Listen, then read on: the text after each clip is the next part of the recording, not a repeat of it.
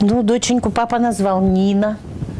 А у меня маму тоже звали, ну, сейчас Царство Небесное, Нина Викторовна. И вот и дочь у нас тоже получилась Нина Викторовна. Вот. В честь бабушки, да.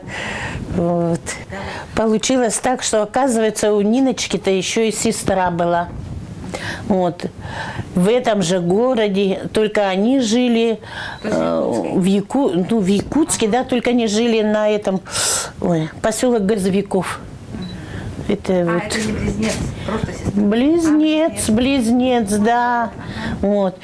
Ну, я ничего не слышала, ничего такого, что уже как-то в школе она училась и прибегает мне, говорит: мама, ты знаешь, я видела девочку, похожую на себя. Она сама увидела? Да.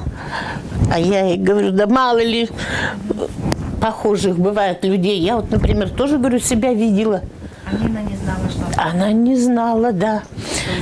И вот потом однажды говорит, знаешь, меня на остановке около Центрального, что ли, говорит, вышел мужчина и кричит: Оля, Оля, Оля. Я, говорит, поворачиваюсь. Мужчина, вы ошиблись, я не Оля, я Нина. Как не Оля, ты почему чужую куртку одела?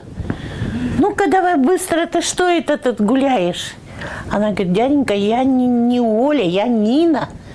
Вот. Вот она пришла, тоже это рассказывает.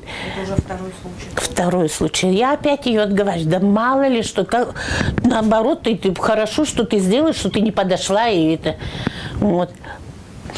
Но потом, когда они стали мне рассказывать, что они в итоге с папой стали искать.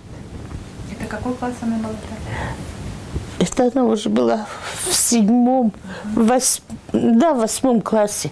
То есть вы так еще и не сказали? Я так, нет. Я это решила, хотела унести с собой.